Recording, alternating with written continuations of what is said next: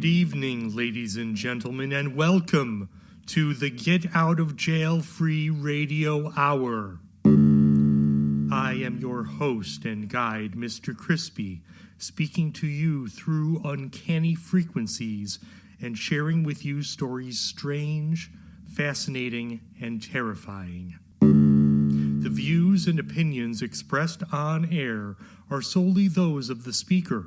The Get Out of Jail Free Radio Hour is an entertainment program, and any similarities to any person living or dead, or any place or events, are entirely coincidental. The Get Out of Jail Free Radio Hour was created except as indicated by Non-Henshaw.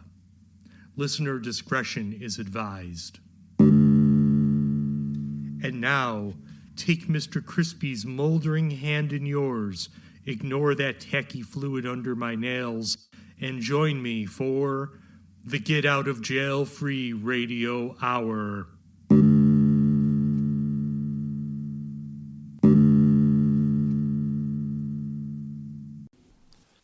The Oil Man. It has been many years since I last stepped foot in a college classroom, but I will always remember Math 320, where I first and last encountered the student I call the Oil Man. It was in the fall semester, and there were only about 24 students attending, the usual math majors. Professor Herbert Klein was someone I had in freshman calculus, which, along with an appalling sense of fashion, is the only thing about the man that stands out in my recollection today. He is not important, though. The Oil Man is. I don't remember the Oil Man's name, though he must have been in the roll call on that first day. It wouldn't surprise me to learn that he just shambled in, for though he did stand out to me, he did strangely seem to belong among us. In any case, I call him the Oil Man for obvious reasons. The man looked like he had just changed the oil in his car. His face and hands were smeared with the black stuff. It almost was as if oil seeped out of his scalp, giving his filthy, stringy hair a shiny sheen. He was always sitting to the middle left of the classroom, and was always there when I came in. Once I thought I would be the first one there, 20 minutes before class began. But still the Oil Man was there. His head was down, and he was writing in his notebook, pages stained with black marks. He never looked up, and never spoke a word during the course. A little curious, myself and 2 other classmates, Eric and Brian, decided to try to learn more about the Oil Man by following him one day. We gathered our books and watched the Oil Man stand. He was a lanky man wearing light blue dickies, definitely not your average student clothing. We noted as he walked to the door that where the Oil Man sat seemed haunted by the smell of oil. Black shoe prints trailed him out the door, and we followed him into the hallway. He wove his way through the throng of students, and we could have sworn we kept track of him, but when we exited the building, we could not spot his greasy hair, his blue dickies, or his footprints anywhere. The Oil Man seemed to vanish into air like a phantom. Over beers that night, Brandon resolved to get to the bottom of the Oil Man, with the hubris of a young college student, and decided to stake out the classroom. He told us he would get up at the crack of dawn and stake the classroom out, and Aaron and I just took it in Buzz's stride. But that day, Braden didn't show up, and there was the Oil Man, sitting at his usual desk, head down, writing in his notebook.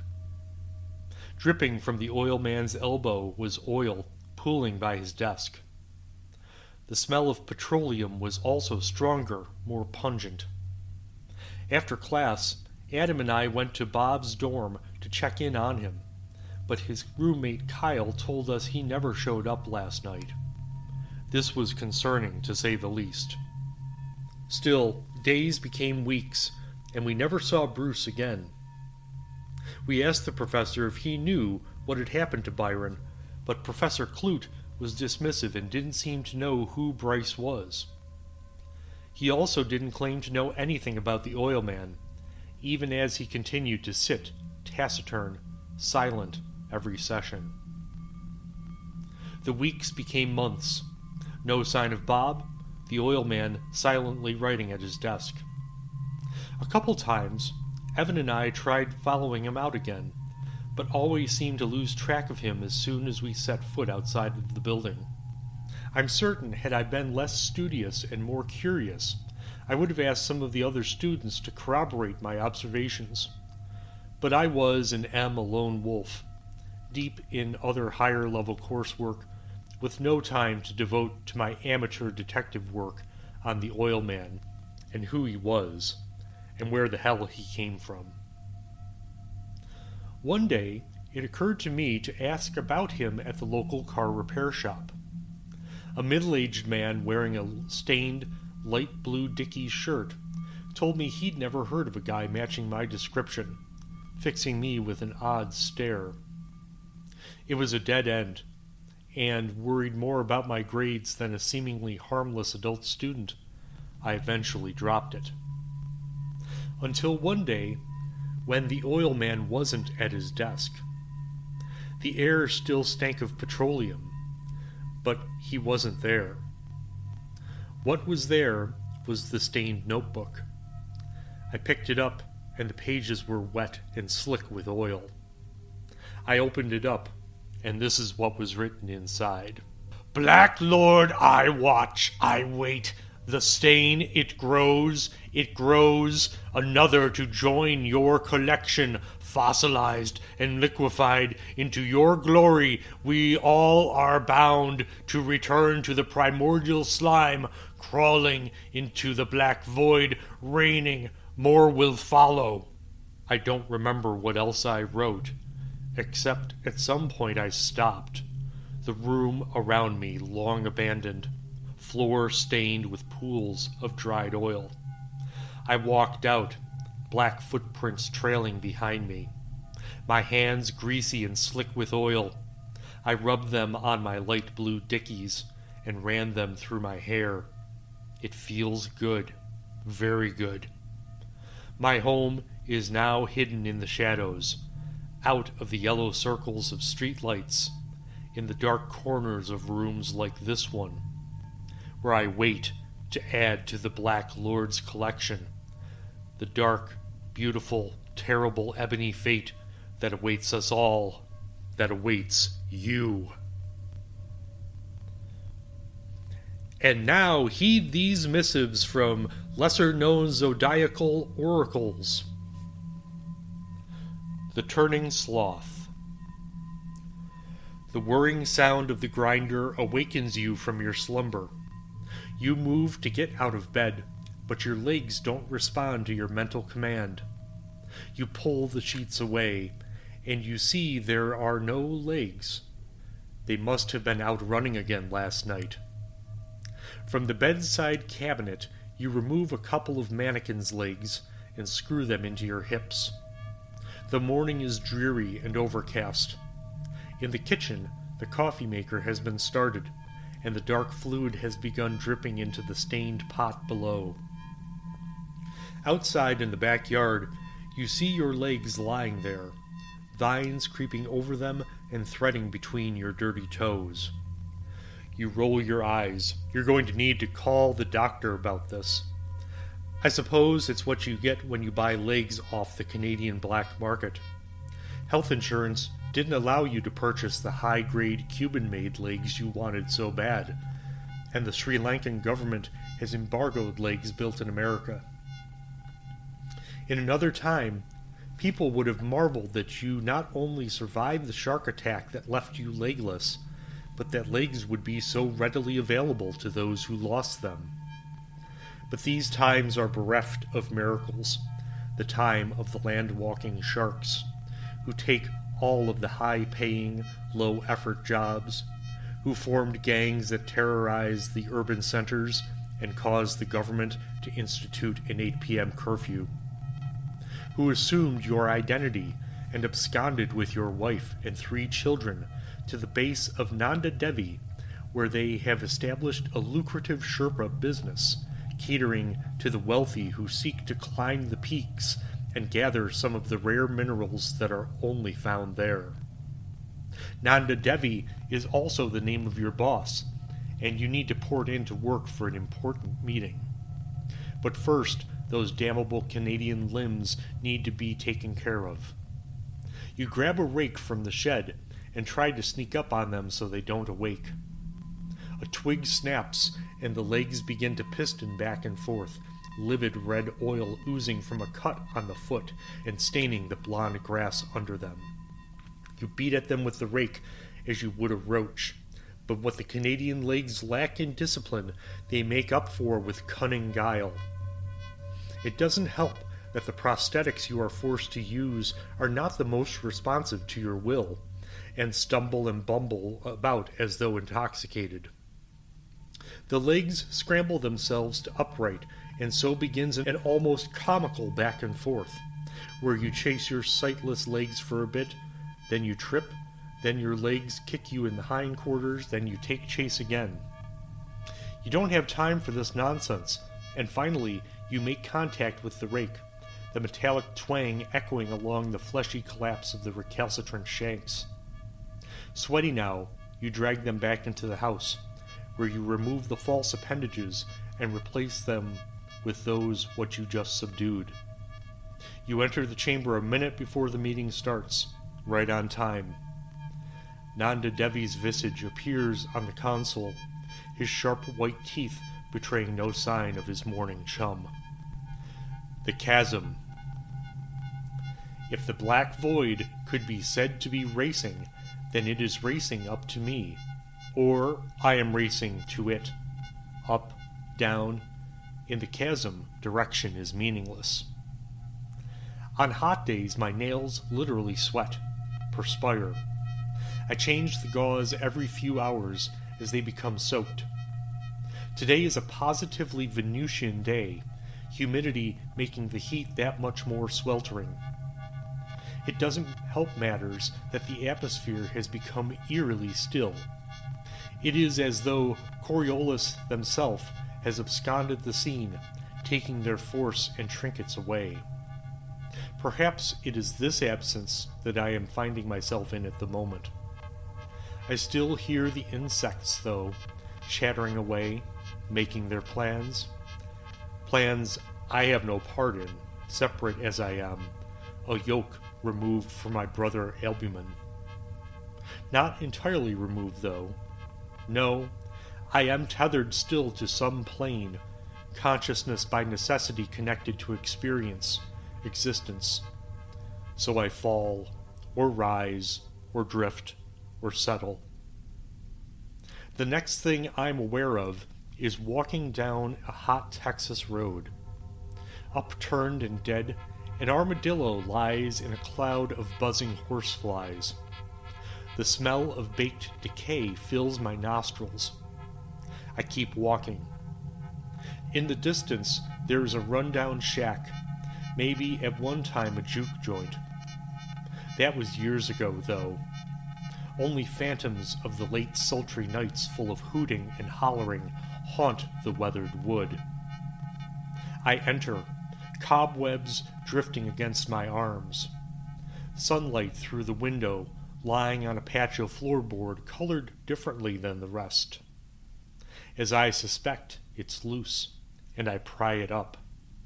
Inside, I find a leather pouch containing a feather, some stones, and a scroll of paper that reads, "Living in Trumbull, west of Route 13.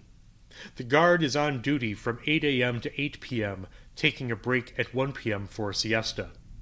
This is the time to strike. Down the hall, behind the portrait of the founder, is a wall safe. The combination is 832-745-9, the date and time of birth of their favorite daughter, Henrietta. The box is a heavy mahogany and will feel warm and vibrate slightly. Carefully slip the cover back with both thumbs while depressing the button on its underside. Shield your eyes, for the contents will brightly reflect any light that it is struck by. Replace the contents with this stone, and clean the object with this peahawk's feather, while intoning the sacred throat hymn to Cloful. Secret the object in a pocket of your choosing, and return the box to its safe. Relock and back quietly out, awaiting further instructions from above. I shake my head, its own cobwebs stroking my synapses into wakefulness. And now, Poésie Fantastique, associations in verse. Rendezvous at the Crow and Bone. Running by the vacant storefront, I saw this in a dream. A slender woman in a red dress, beckoning me to the threshold with a pale white hand. I stepped slowly to the entrance. The sign read, "The Crow and Bone." From the outside it looked deserted, ignored. But now I am inside, and it is not. I hear indistinct murmuring among the dim light of small votives on each round table. I see black curtains hung over the windows, obscuring my view of the town outside. I seat myself at the table where the woman sits. Her face has no expression. Her eyes show no white. I sip at a strong red wine as a plate is brought to me. It is full of organ meats. I slice through a maroon kidney. Gray water begins to spill out, filling the plate, then overflowing onto the table. I stand as the gray water continues to flow. The woman closes her eyes, facing me. Now the beginning of a smile on her face. The water continues to flow, forming a puddle at my feet. I then begin to descend, sinking as though in a thick porridge. First my shoes, which are not the sneakers I was just wearing on my run. Up to my brown slacks, not the shorts I had on. The water continues to flow. As I sink, the woman rises to stand over me. Her smile is becoming wider, her lips part. The few teeth she has are yellow and black. Her mouth opens too wide, laughing. The water continues to flow. My shirt, a pale yellow dress shirt, not the t-shirt I had on, becomes saturated. Now the water is up to my neck. I close my eyes, black blooming behind my lids. As I descend further, the cold water reaching my mouth. Though closed, I can taste its hard staleness on my tongue. The water continues to flow. I feel the water over my head now. In the blooming black, I see tendrils of purple and green growing. The cold of the water gradually deadens my nerves. The water feels less wet, more like air. I don't know how long I stand like this, but I become aware that I am standing. I open my eyes. I am back outside now, facing a town that is not quite bustling, but populated by people dressed the same as I am, brown slacks, yellow shirts, black hats. I feel the hat on my head. In the sky, it is slate gray like the water. A star, or something like it, does not illuminate, but emanates dark rays. White shadows on the black sidewalk. I begin to walk home. And now, Fiction Corner. Laura slid into her houndstooth skirt, sensible and modest, hem below the knee but above the ankle. A cream-colored blouse covered her thin frame, and she smoothed the fabric as she regarded herself in the mirror. She brushed her bangs to the left and made a mental note to see her hairdresser next week for a trim. 10 minutes of subtle makeup, then slipping on her complimentary pumps, and she was ready to start the workday. Laura works for Milkowski & Sons, a legal firm taking up the first floor of a new 6-story multi-use in downtown Philadelphia. Ostensibly a typist, Laura has worked for the firm for a half-dozen years now, and is tasked with all manner of work, from receiving clients to filing briefs, to serving subpoenas, and even helping to draft arguments for Jason, the father, and his sons Trevor and Kyle. The Milkowski clan were progressive for the late 1950s, having a woman so involved with their business. But they trusted her acumen and skills, and were rewarded with being one of the more successful firms in the city, thanks to her involvement. While Laura was pleasant enough to the Milkowskis and their clients, she did affect a distant and somewhat chilly no-nonsense demeanor. Jason, who had a paternal relationship to Laura, credited her chill with the reason for her not being married.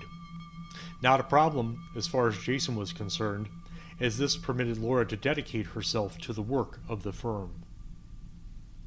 It was Monday, and that meant a review of the tasks ahead for the week. The 4 of them sat around the mahogany conference table, sipping the freshly brewed coffee.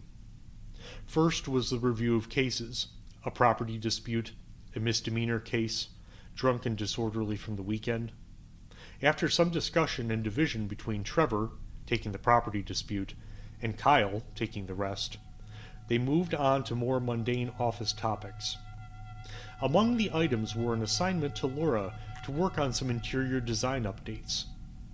The office still retained the look of a 1940s lawyer's hovel, and while some elements like the bookcases full of tomes, which Jason could usually be found poring over in the afternoons in his office, would certainly remain, there were other elements which were less than modern that needed an uplift. I was reading the Inquirer last week and saw an advertisement for a new place in Exton called Emporium something, said Jason. It sounded European and looked pretty classy. Jason picked up the newest issue and flipped through some pages. Crepuscular, Jason said, handing the paper to Laura and indicating the advertisement. I can check them out, for sure, said Laura, making note of the address and hours. 6 p.m. is when they open? She inquired, puzzled that they didn't have daytime hours. I suppose that is just the European classiness of the shop, said Kyle, chuckling. Trevor pushed up his glasses. That won't be a problem, will it, Laura? Not at all, said Laura. Exton is a safe place, and I am sure it will only take a couple of hours to find some items for the office. At her desk, the large pane glass letting copious daylight stream in, she looked at her calendar and saw Tuesday would be the best day to pay a visit to Emporium Crepuscular. She surveyed the waiting room, mentally noting what could be replaced, what could remain, and where a new item or two might be welcome. Later in the day, she made a list and reviewed it with Jason, while also taking stock of his office and what might work well. Actually, this chair is quite old, Jason said, rolling it back from his desk with a rusty squeal. I'll see what they have by way of chairs as well, she said, and added to her notes. Later that night, reading the newest issue of Vogue while nursing a gin and tonic, Laura began to nod off, and entered into a strange dream. The sidewalks were covered by lips, whispering the words to the hymn, Nearer My God to Thee, in a variety of male and female voices, not in harmony, but all equally intoned. She walked along the storefronts, seeing the Crow and Bone, Gutterson Books, Samuel Apothecary, and others. Out of one of the shops, an 8-foot-tall bird strode out, beak of a toucan and eyes like a cat's. Laura excused herself as the bird chirped pleasantries at her. Further along, much further than she thought she could have walked, a brown cloud of exhaust rose from a sewer grate. It had a heavy, rain-like smell to it, along with a cloying honey scent. Not unpleasant at all, but strangely intense for a dream. She looked down, and in her hand was an ice cream cone, soft serve. But the swirls were moving in eddies along the surface, and the melting treat made purple rivulets down the cone, which wound ring-like around her finger. A man wearing a bowler hat crossed the street, and when he tipped his hat to her, his face vanished, a blank slate of skin remaining until he replaced the hat. She instinctively raised her hand in a salute. What this instinct was born of she couldn't express. As she lowered her head, her vision shifted so that she was looking up at her astonished face.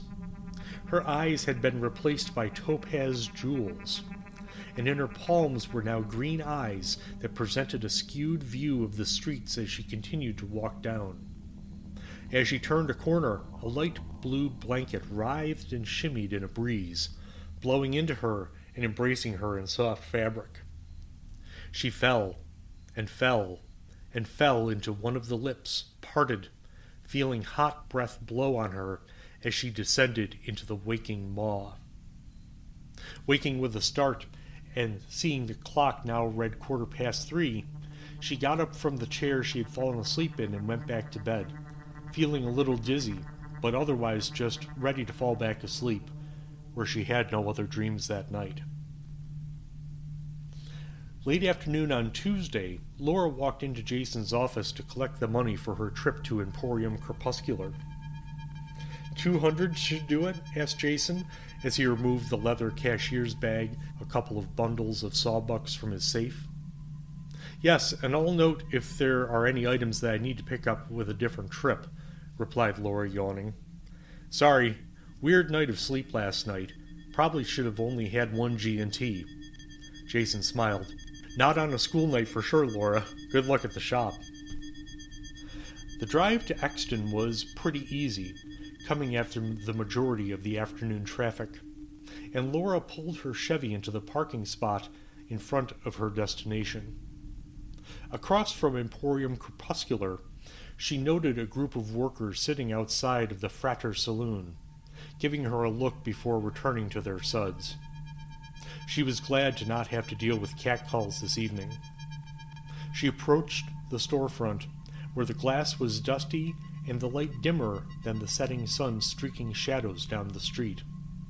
In cursive in the door, a sign indicated it was open, and she glanced at her watch. 6:10 p.m. She opened the door and heard a tinkling of a bell above announce her entrance.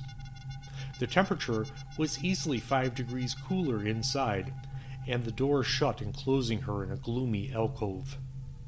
Footfalls from her right approached, and a little man with a severe expression came sidling up to her. "Welcome, madam.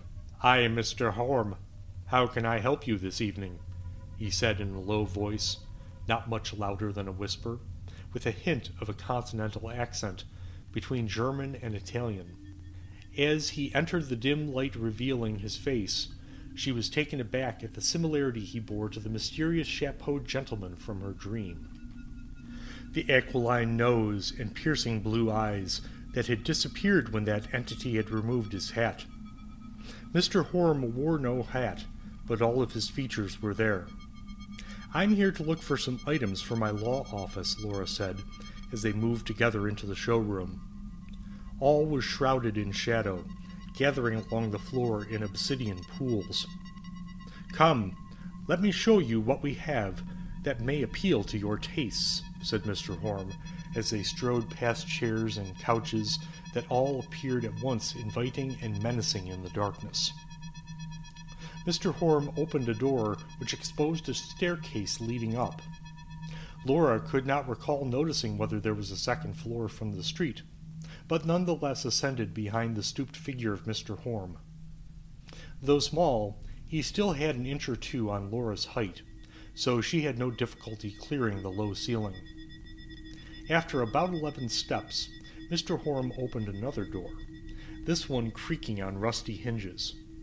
He flipped an antiquated switch on the wall, and a series of low-watted incandescent bulbs struggled to illuminate the rows upon rows of items, both familiar and not. "This way," Mr. Horm called, as Laura made her way to the right.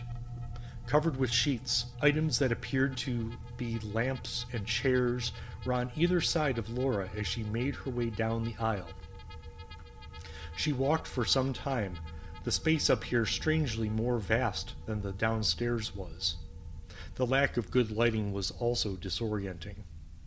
The aisle terminated in a cul-de-sac, and before her stood 3 covered objects. "I believe that these will bring that desired accoutrement your office will need," said Mr. Horm, as he revealed the first of the items. This was a bas-relief vase, which Mr. Horm informed her was acquired in Southeast Asia some 60 years ago by one of my buyers.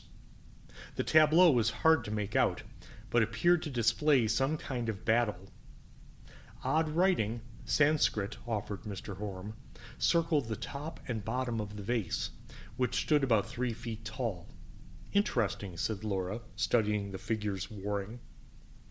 "Now this one every office needs," said Mr. Horm, smiling.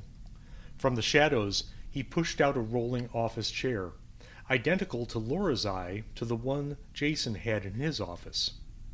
She noted gladly that there was no squeaking coming from the chair, as Mr. Horm gave it a spin and a push with a flourish. This was manufactured in the south of France in 1934, and has special properties imbued by a defrocked Franciscan monk. Mr. Horm seemed to trail off, but Laura found her focus slipping and couldn't understand the diversion Mr. Horm's monologue seemed to take. "What does a monk have to do with a chair?" she thought, and she pressed her fingers to her temple. "But this is what I am sure you will find really ties the office together," Mr. Horm's voice rising in excitement, as he pulled back the tarpaulin, revealing... Laura awoke as though from a dream. The sun was shining into her room, and she stretched, her tongue stuck to the roof of her mouth.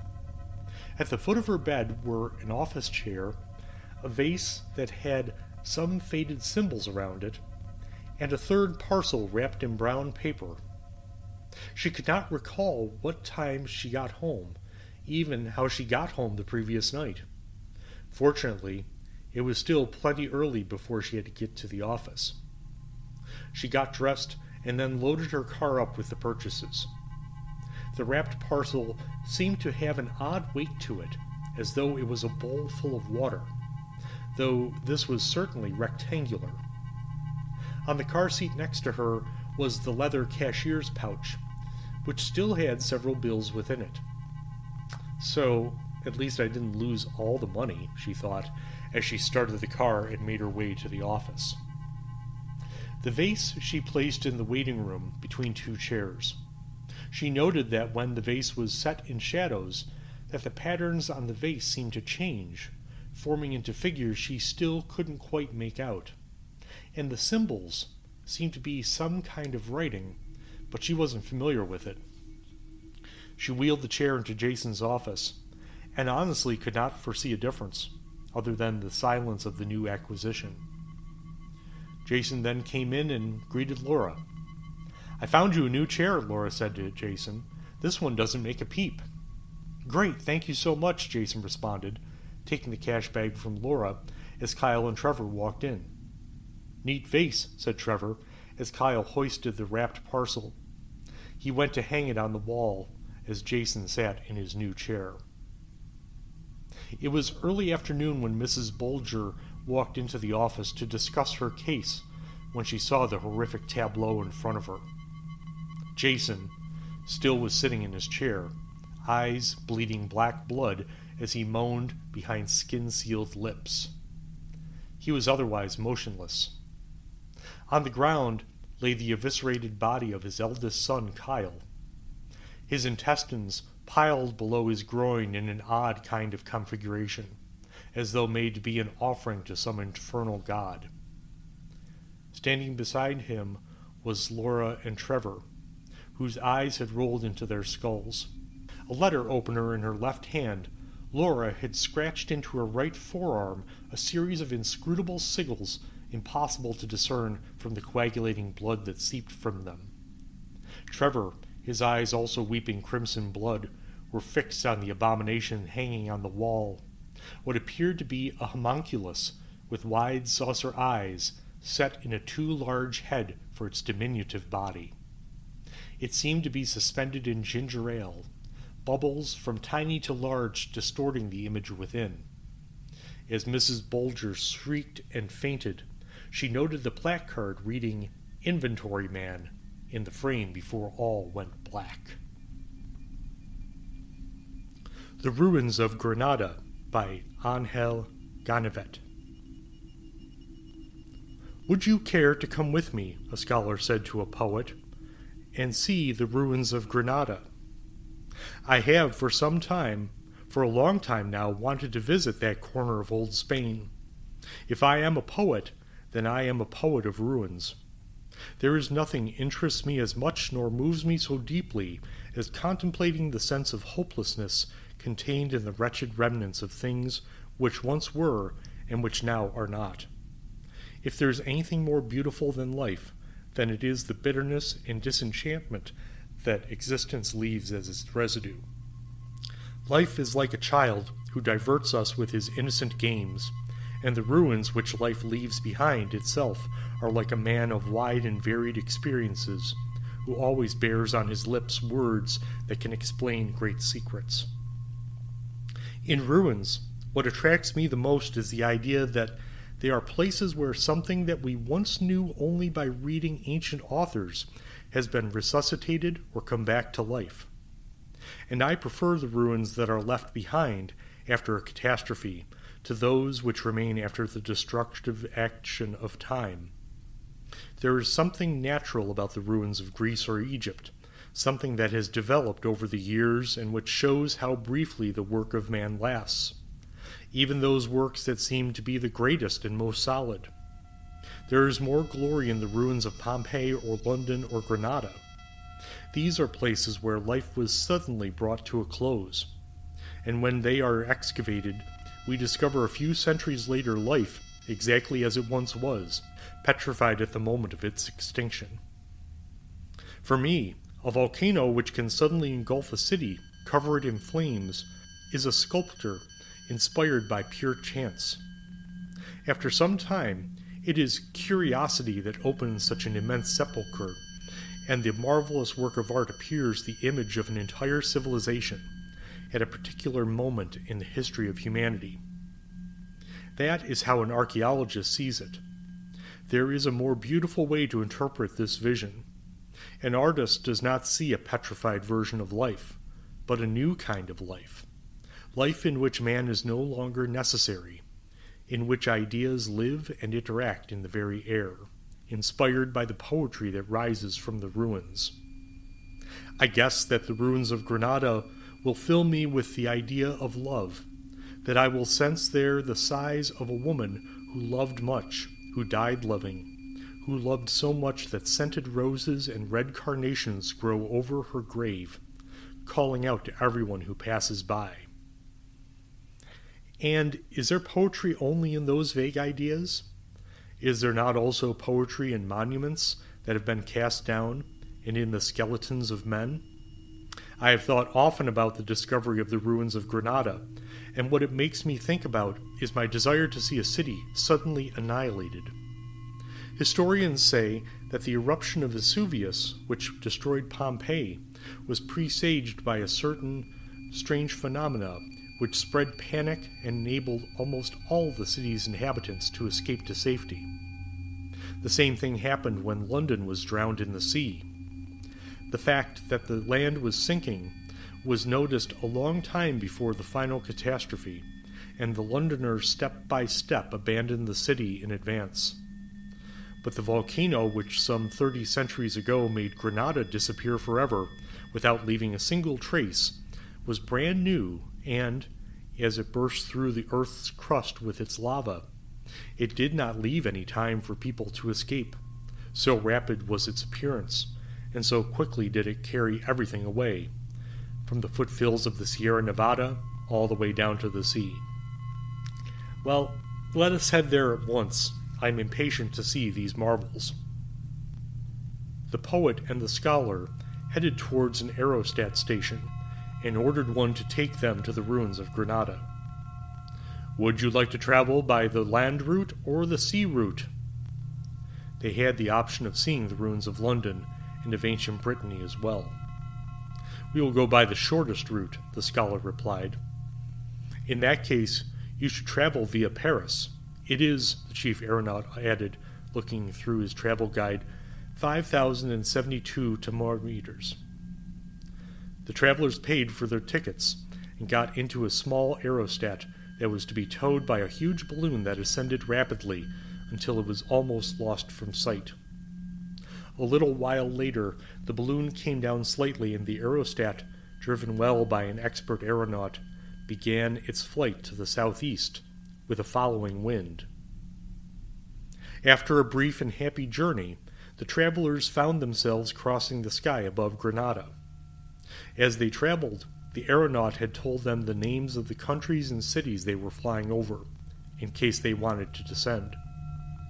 A few times they did go down in order to enjoy from the scent that rose up from the gardens they saw, or else simply to observe the cities with their inhabitants heading here and there, busy as ants. At times they had to ascend so as not to knock against the peaks of mountains. When they came to the end of their journey, the aerostat descended until the travelers could see all the details of the dead city.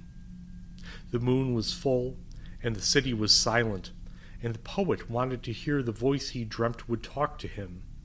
The scholar wanted to put together the plan of the city in his head and mentally reconstruct how life had been in the city when it had been alive. I can see fragments of a Moorish city sticking up here and there, buried under mountains of rubble whose meaning I cannot determine. I am thinking, the poet said, of a statue. In the middle of the city, the ruins form an extended shape that looks like the reclining body of a woman. That must be the river which they say had gold in its sand. And the figure is broken in two by heaps of stones that seem to be a woman's waist. That must be a bridge over the river. And there are columns spread all over the right-hand side of the body that look like two crossed hands. That must be a cathedral. And high up in the city, where the woman's shoulders are, there is an eminence that seems to be a reddish pillow. And that must be Alhambra. And there is a head that lies on the pillow. It is such a perfect image. Everything is there. The mouth, the nose, the forehead. Those must be the palace and its turrets. The dark, splendid hair. That is all that is left of a forest that the lava burnt to ashes. And those eyes that still sparkle so sensuously. Those must have been cisterns or pools, now filled with rainwater, sparkling in the light of the moon.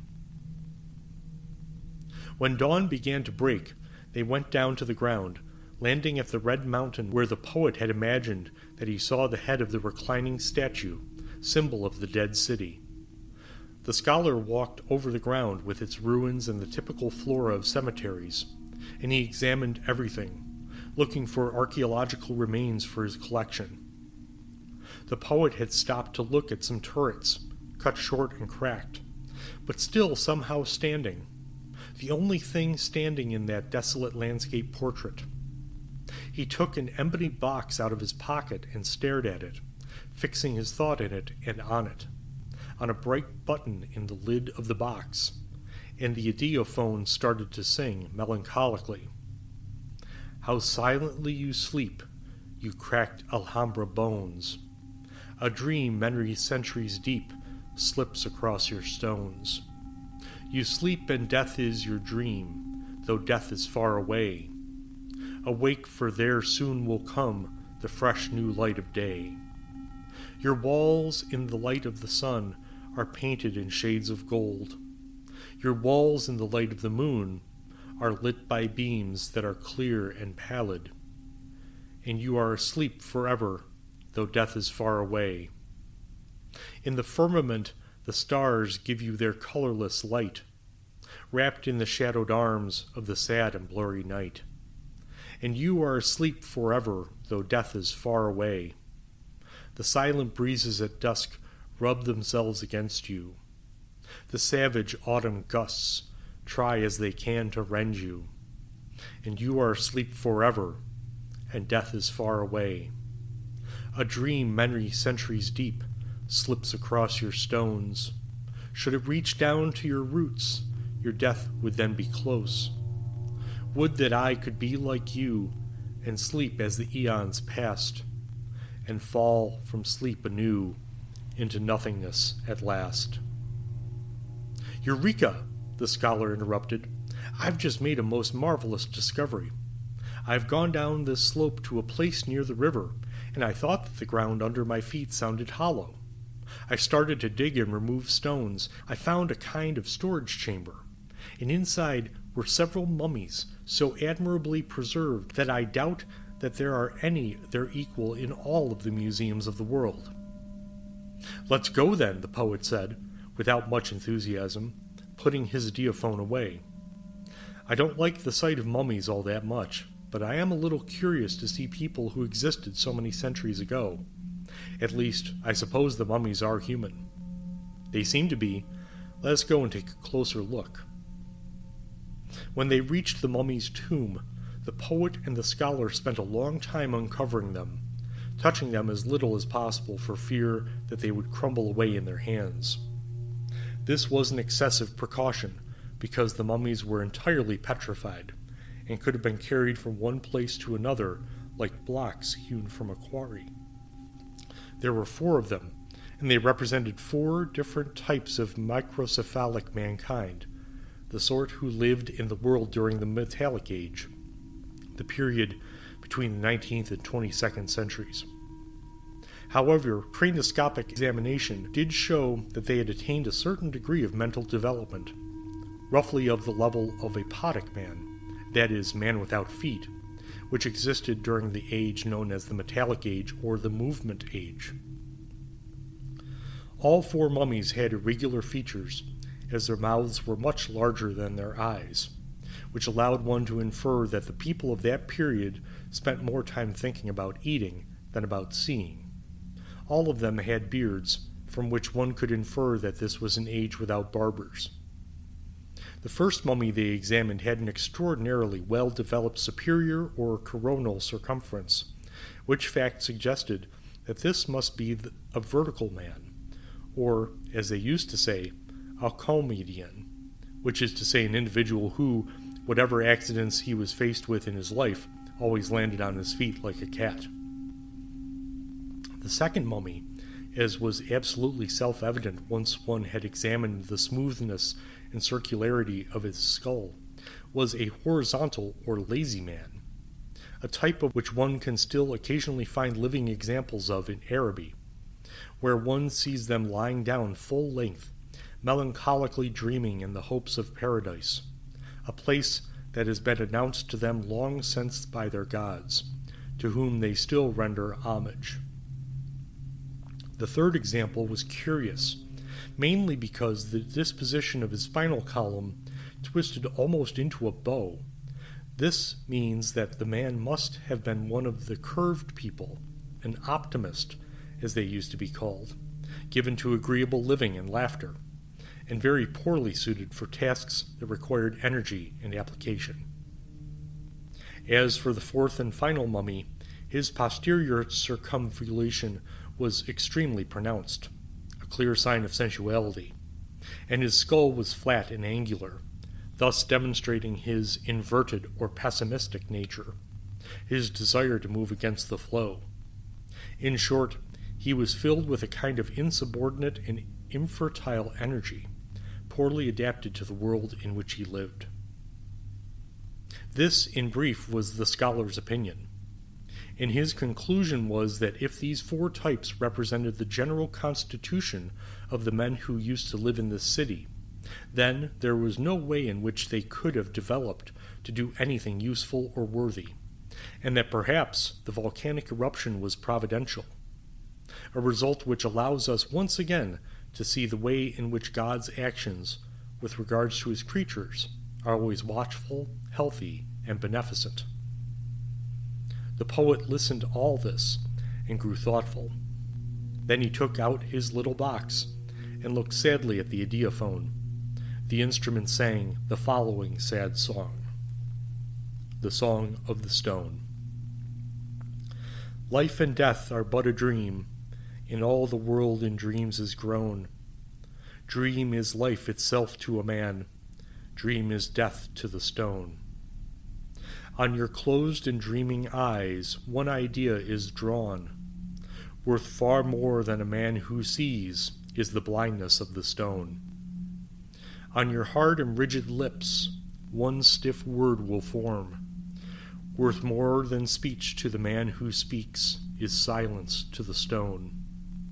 Drawn from the depths of your breast, your hope is dead and gone. Worth more than life to a man is the death that lives in the stone. If life and death are dreams, if dreams are the world alone, I will give my life as a man to dream in the death of the stone. And now from Old Wyethscope's Quarterly Concern, dates of import. January 9th, St. Douglas of Delaware's birthday, 1852.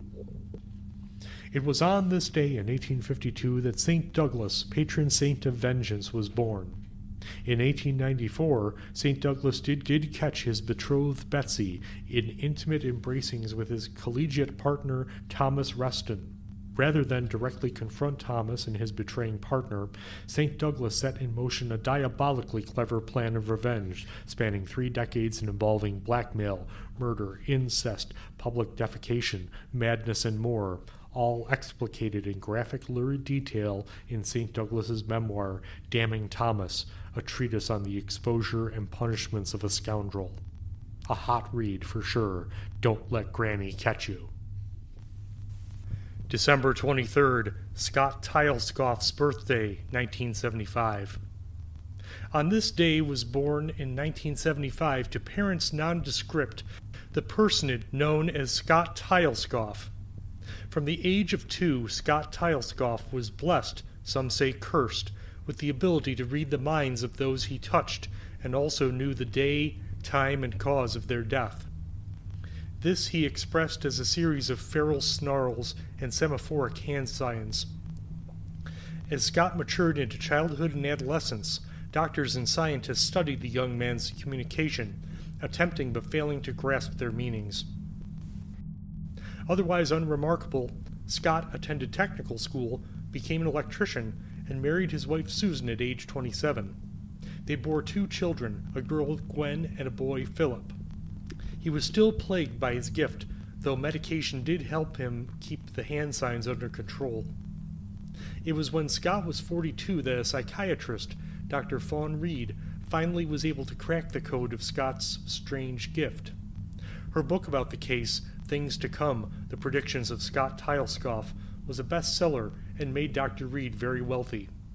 Mr. Tylescoff, however, did not seek fame for his terrible gift.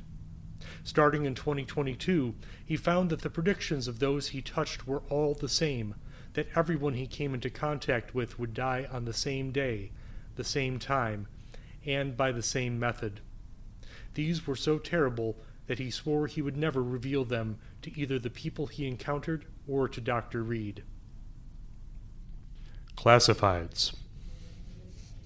Missed connection. You were a couple of booths away from me at Sally's Steaming Plates, and I couldn't tear my eyes away from your magnificent waddle. How I wish to stroke it. I'm Jim. 399504. Seeking. A missing boot. Lost between mile markers 45 and 70 off Interstate 70. $30 reward. $100 if the foot and all toes are also included. 302-456-77. And now, trivia and facts. Impress your friends and family with these true nuggets of knowledge. Kites were first invented by the Mongolian clan leader Lapay Un in the 9th century BCE. Their initial design was to punish treasonous activity by stretching the skin of an offender over wooden poles, using the intestines as the string. The kite would then be pulled by 4 stallions across the desert, the offender being hoisted and effluvia spilling over onlookers. There is a third pole extending from New Zealand through to the Yukon Territory. The pole is named Gus's Pole for its discoverer, Kyle Gus. Mr. Gus, in the year 1814, set sail from the Indian subcontinent of Asia on the Yellow Grunt en route to New Zealand. A week into the journey, the ship was mysteriously drawn into a whirlpool. The ship's instruments went berserk, spinning madly as the crew fell prey to a wave of insanity and abandoned ship. Mr. Gus, having hoarded Aeonia during his time in India and barricaded in his quarters, was the sole passenger as the ship was sucked down through the ocean and emerged from a spring located some 20 miles from Mount Churchill. Mr. Gus deconstructed the ship and refashioned it into a modest cabin where he lived for the rest of his days prospecting and trading pelts with the indigenous tribes nearby. And now I bid you a restless night. May you cower in the corner until morning's light, and in the harsh daylight you will see no one really gets out of jail free. Thank you for listening to the Get Out of Jail Free Radio Hour. The Get Out of Jail Free Radio Hour was written, produced, edited, and uploaded by Matt Henshaw, except as indicated.